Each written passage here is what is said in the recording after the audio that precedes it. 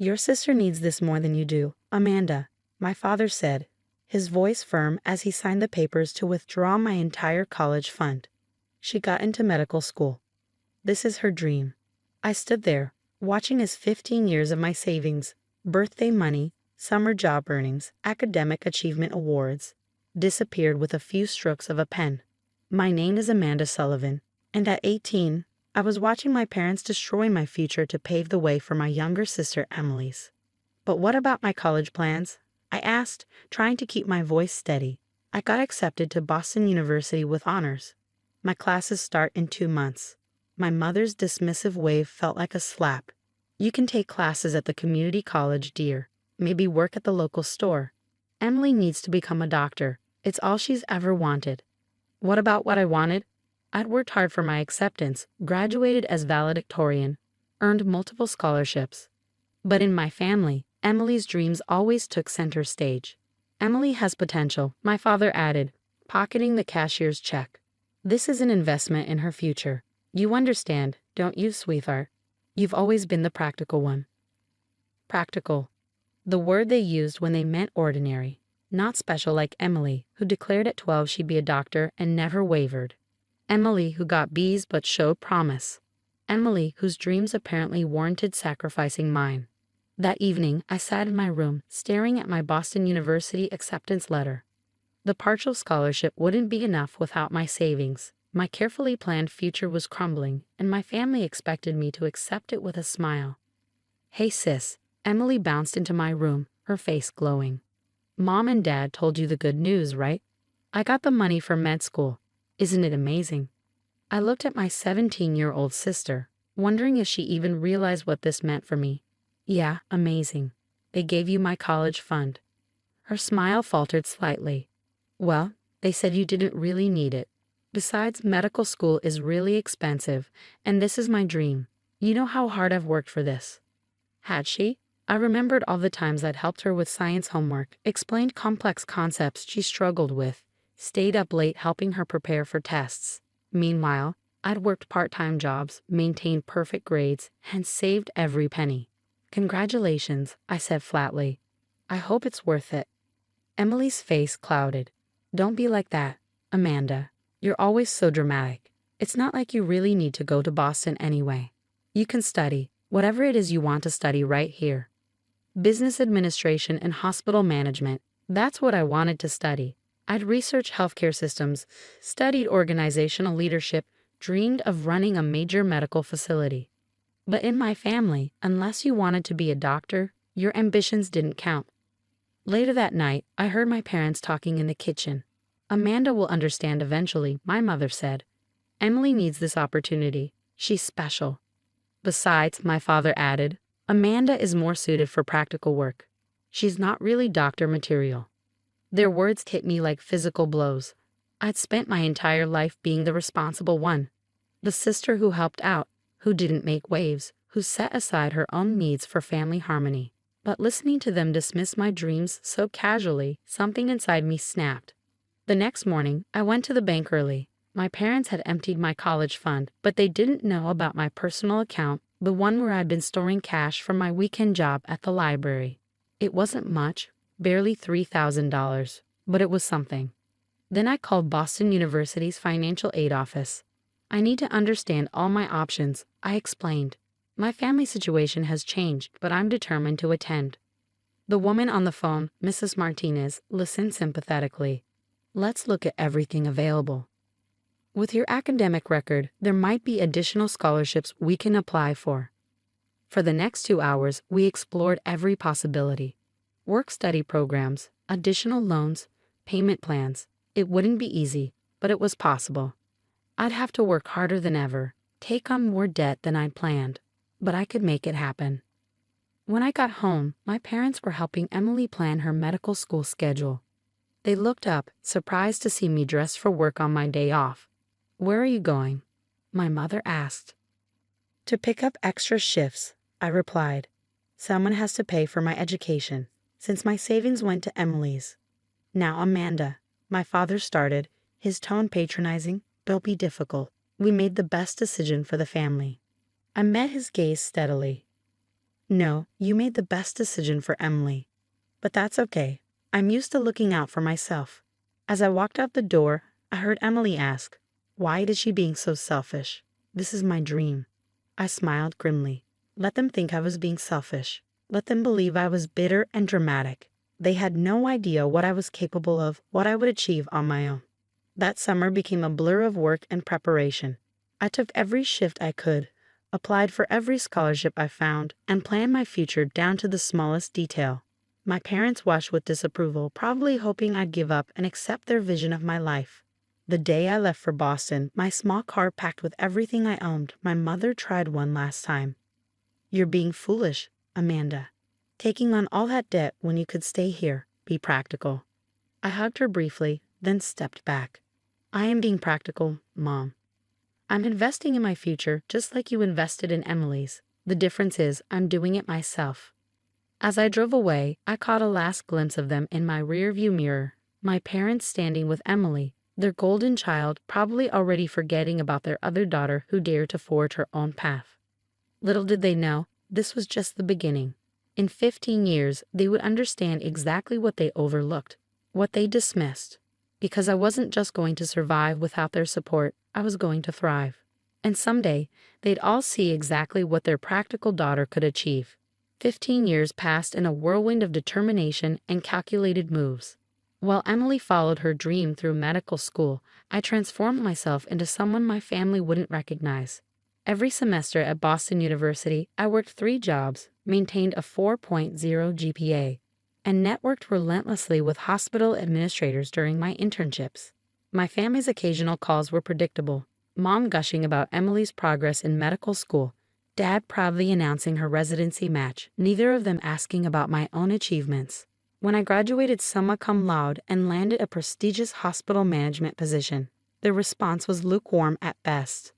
"That's nice, dear," Mom said, quickly shifting the conversation. "Did you hear Emily got nominated for an award during her residency?" I built my career methodically, moving from hospital to hospital, each position more prestigious than the last. While Emily struggled through her residency, I was becoming known as a turnaround specialist, the administrator hospitals called when they needed revolutionary change.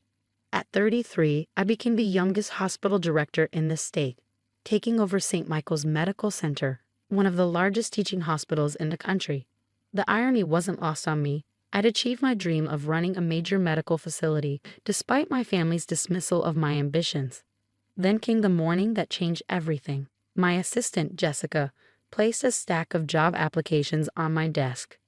"These candidates are for the new attending physician position," she said, then hesitated. "Dr. Amanda, there's something you should see." I picked up the top application, and there it was, Emily Sullivan, MD, applying for a position at my hospital. My sister's familiar smile beamed from her professional headshot, her credentials listed proudly below. Looking closer, I noticed something odd. Gaps in her employment history, short stints at various hospitals, no letters of recommendation from recent supervisors. "Should I move this to the rejection pile?" Jessica asked, knowing some of my family history. "No," I replied, studying the application more carefully. "Schedule her for an interview, but don't tell her who the hospital director is." Later that day, I made some calls to my network. The picture that emerged was interesting. Emily had completed her residency, but her career hadn't taken the brilliant trajectory my parents had envisioned. She'd moved between several hospitals, never staying more than a year, her performance evaluations mediocre at best. Entitled Attitude, one of my colleagues reported, "Expects special treatment because she's a doctor. Doesn't work well with nurses or support staff." Another was more direct. "She's coasting on charm, but her medical skills are barely adequate. We didn't renew her contract." I sat back in my office, looking out over the hospital campus I now managed. The same drive that had pushed me to succeed despite my family's lack of support had made me an exceptional administrator. I knew every aspect of hospital operations, had earned the respect of both medical and support staff, and had turned St. Michael's into a nationally ranked institution. The day of Emily's interview arrived. I watched through my office window as she walked into the hospital, dressed impeccably, carrying herself with the same confidence she'd always had. She didn't know it yet, but that confidence was about to be tested. I had arranged for her to interview with our chief of medicine first, then our head of HR. Finally, she would meet with me. The hospital director, she'd been told, would make the final decision. 2 hours later, Jessica showed her into my office. The moment Emily saw me, her professional smile froze. "Amanda," she stammered. "What are you doing here?" "Hello, Emily," I said calmly, gesturing for her to sit. "I'm the hospital director. Have been for the past 2 years." She sank into the chair, her composure slipping. I had no idea. Mom and Dad never mentioned. "They don't know," I replied. "They've never asked about my career. Too busy following your medical journey, I suppose." Emily shifted uncomfortably.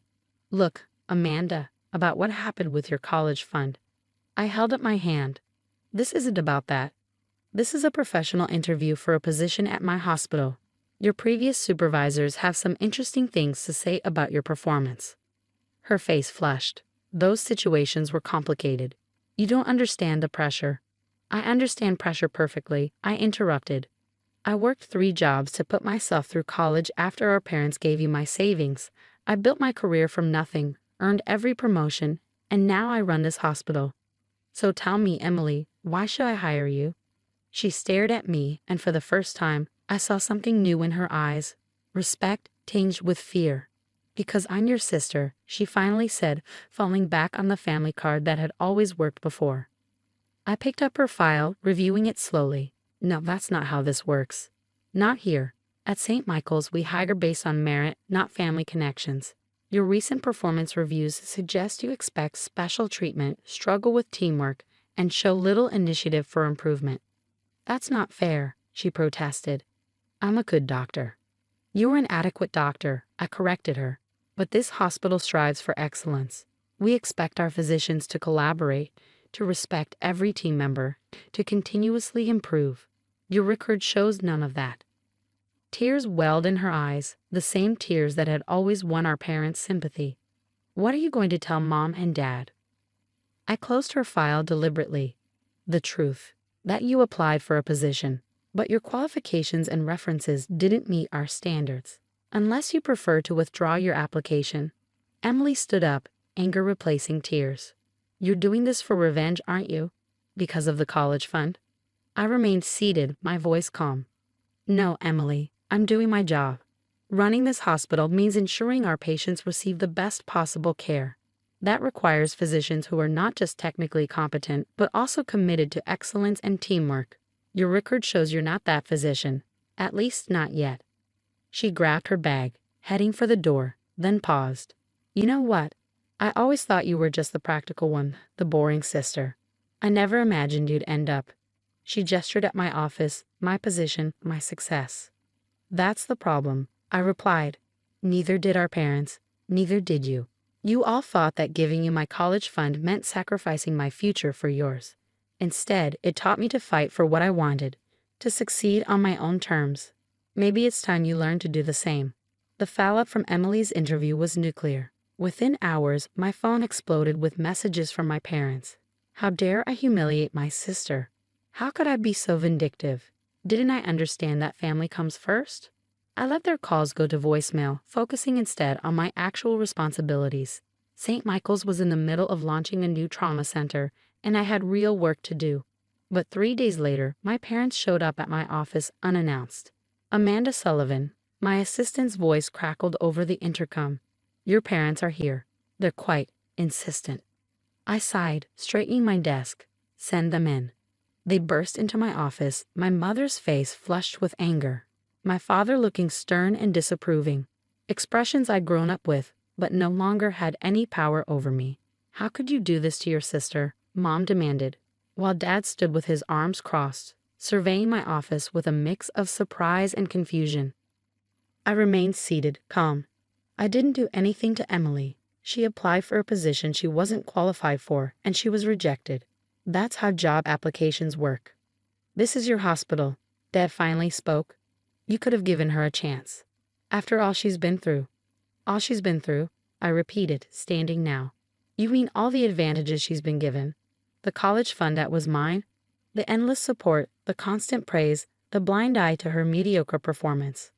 "Now wait just a minute," Dad started, But I wasn't finished. No, you wait. For 15 years, I've worked to build this career. I've earned every promotion, every achievement while you were so focused on Emily's medical career that you never even asked about mine. Did you know I was named one of the top healthcare administrators under 40? That St. Michael's has risen to the top 10 hospitals in the country under my leadership. They exchanged glances, clearly having no idea about any of this. But Emily needs this job, Mom pleaded. She's had such a hard time. Yes, I said, pulling out Emily's file. Let's talk about that. Would you like to know why she's had a hard time? Why she's changed hospitals so often? I started reading from her performance reviews. Difficulty working with staff. Expects preferential treatment. Basic medical competency but lacks initiative for improvement. My parents sank into the chairs across from my desk, their righteous anger deflating as reality set in. I don't understand, Mom said quietly. She was always so promising. She was always praised, I corrected. There's a difference. You gave her my college fund because she was special, because being a doctor was her dream. But you never asked if she was ready for the work, the responsibility, the dedication it would take. Dad leaned forward. We thought we were doing the right thing. For Emily, I finished. You thought you were doing the right thing for Emily, and now you're here, expecting me to do the same, to put Emily's needs above my professional responsibilities, above my hospital standards, above the patients who deserve the best care we can provide. But you've done so well for yourself, Mom protested. Surely you can help your sister. I pulled out another file, my own records from college. Would you like to see how well I did? 3 jobs while carrying a full course load. Student loans I just finished paying off. Nights spent studying in the library because I couldn't afford campus housing. I succeeded not because of you, but in spite of you. They sat in silence, perhaps for the first time really seeing me, not as their practical daughter who would understand, but as the successful professional I'd become. What can we do? Dad finally asked, his voice smaller than I'd ever heard it. For me? Nothing. I stopped needing your help a long time ago. For Emily? I pulled out a business card. This is the contact information for our physician improvement program. If Emily is serious about becoming a better doctor, about earning a position here, or at any top hospital, she needs to acknowledge her weaknesses and work to improve them. You give her that chance? Mom asked hopefully. I'm giving her an opportunity to earn her chance, I corrected. The same way I earned everything I have. It's up to her whether she takes it. After they left, I stood by my office window, watching them cross the hospital parking lot. They looked smaller somehow, their certainty in their own rightness finally shaken. 2 weeks later, I received an email from Emily. No excuses, no family guilt trips. Just a simple message. I've enrolled in the improvement program. I want to earn my place the way you did. I smiled, typing back a brief response. Good. That's the first step. Over the next year, Emily threw herself into the program.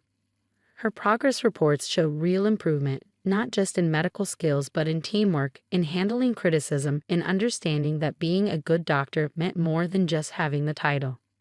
During this time, my parents started making different kinds of calls. They asked about my work, showed interest in my achievements, even attended a healthcare leadership conference where I was a keynote speaker. They weren't perfect, old habits die hard. But they were trying. 18 months after that initial interview, Emily applied for a position at St. Michael's again. This time, her application came with strong recommendations from her program mentors, detailed improvement metrics, and a letter addressing her past issues and what she'd learned. When she came to my office for the final interview, she was different. The entitlement was gone, replaced by something better, earned confidence. I understand now, she said, what you tried to tell me that first time. About earning your place, about real excellence. Thank you for not giving me the easy way out. I studied her for a moment. You know, if you get this position, it will be harder for you here than anywhere else. Everyone will know you're my sister, and they'll watch to make sure you're not getting special treatment. She nodded. Good. I want to prove myself, really prove myself the way you did. Emily got the job, not because she was my sister, but because she had finally become the doctor she should have been all along. The morning she started, I watched from my office as she walked into the hospital, her white coat crisp, her steps purposeful. This time, she wasn't walking in my shadow or riding on family connections. She was walking her own path, one she earned step by step. That evening, I found a note on my desk.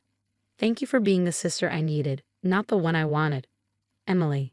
I pinned it to my bulletin board right next to my first hospital director appointment letter. Sometimes the best success stories aren't about getting what you want handed to you. They're about learning to become someone who deserves it.